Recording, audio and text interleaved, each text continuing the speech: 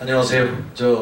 저는 더불어민주당 이번에 대변인을 새로 맡은 고용진 의원입니다. 금태섭 대변인 후임으로 어제부터 업무를 시작했습니다. 처음이라 미숙한 점이 많을 텐데 우리 언론인 여러분께서 넓은 마음으로 이해해 주시고 많이 격려해 주시기를 부탁드리겠습니다. 오늘 제가 첫 대변인으로서 브리핑을 시작하도록 하겠습니다. 먼저 오늘 오후에 귀국하는 반기문 전 유엔 사무총장에 관련된 입장입니다. 귀국길에 오른 반 전 총장이 동생 반기상 씨와 조카 반주현 씨의 뇌물 혐의 기소와 관련해서 지난번에 말씀드린 대로 아는 것이 없었다. 장성한 조카여서 사업이 어떻게 되는지 알 수 없었고 만나지도 않았다면서 무관함을 주장했습니다. 아니다, 모른다는 말을 우리는 지난 2달간 국정농단과 헌정유린의 범죄자들로부터 무수하게 들어왔습니다. 동생과 조카가 벌인 국제사기극의 간판으로 사용된 것이 바로 반기문 전 총장입니다. 반 총장은 이 같은 사기극이 벌어질 시기에 사기 피해자인 성완종 회장을 만나기도 했습니다. 아니다, 모른다는 말로 무관함을 증명하기는 힘들어 보입니다. 유엔 사무총장이라는 자리가 그리 허술한 자리가 아닙니다. 반 전 총장으로 수사가 확대될 가능성도 보도되고 있습니다. 더욱이 반 전 총장은 국내에서도 뇌물수수 의혹을 받고 있습니다. 귀국하는 반 전 총장이 귀국 기자회견에서는 국민들이 납득할 만한 근거를 제시해 줄 것을 촉구합니다. 반 전 총장은 귀국길에 가슴이 벅차고 설렌다 했지만 대한민국 최초의 유엔 사무총장에게 따라붙은 반 전 총장과 가족들의 비리 의혹에 대해서 대한민국 국민들은 의문이 큽니다. 안팎으로 논란을 받고 있는 반기문 전 총장이 과연 대한민국의 미래를 말할 충분한 자격이 있는 것인지 국민들에게 분명히 밝혀주실 것을 촉구합니다. 두 번째는 세월호 참사 당일 박근혜 대통령의 7시간과 관련된 말씀입니다. 어제 머니투데이 보도에 따르면 박근혜 대통령이 2014년 4월 16일 세월호 참사 당일 점심쯤에야 TV를 통해 사고 현장 영상을 확인했다고 스스로 밝혔다고 합니다. 사고 발생을 알고도 밀린 서류를 봤다는 것도 놀라운 일인데 점심시간에야 식사를 하면서 참사와 관련된 보도를 찾아봤다니 할 말을 잃게 만듭니다.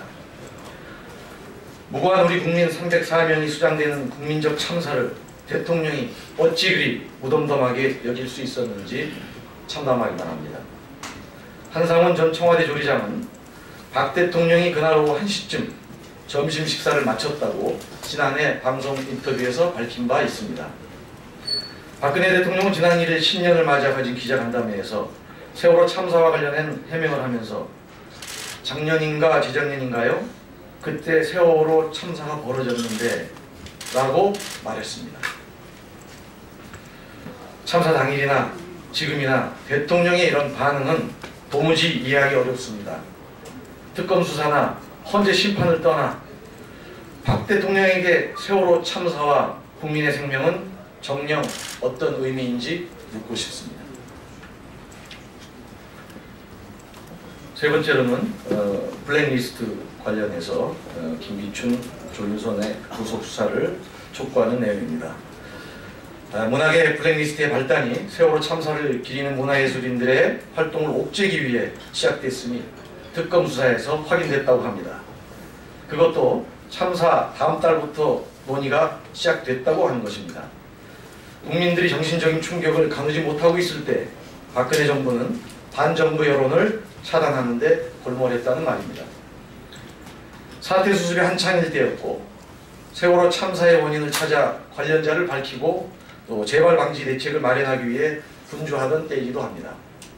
그런데 청와대는 반정부 여론을 잠재울 방법에만 골몰했다니 기가 막힐 노릇입니다.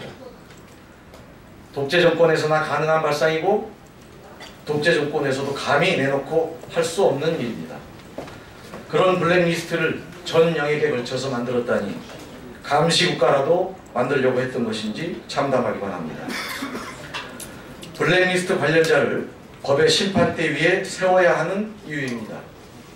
조속히 김기춘 전 비서실장과 조윤선 문체부 장관을 즉각 구속 수사할 것을 특검에 촉구합니다.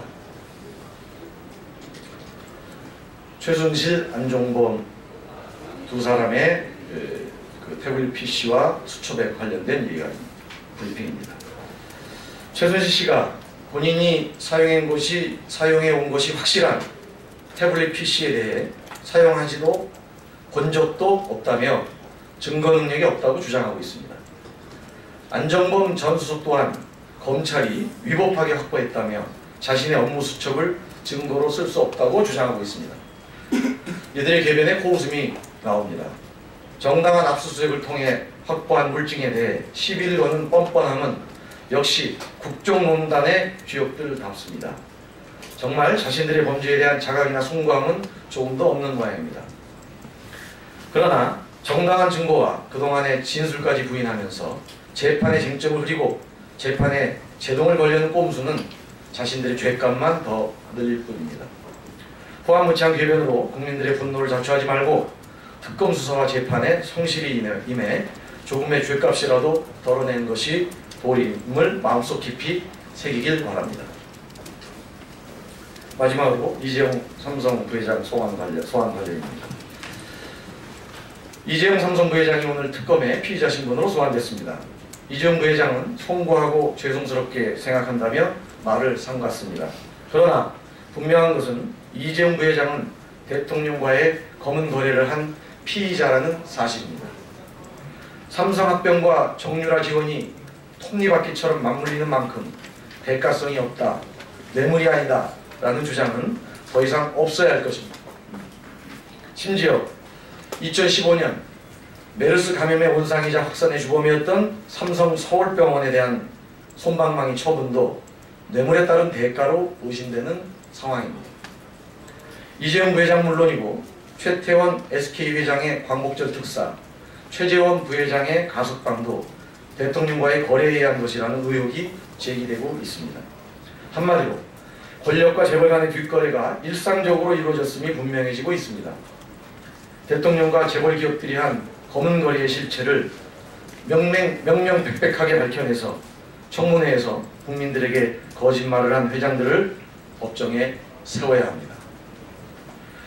특검은 무엇보다 대한민국 적폐 그 자체인 정경유착을 뿌리째 뽑아내겠다는 각오로 보다 철저하게 수사해 줄 것을 촉구합니다. 이상입니다. 고맙습니다.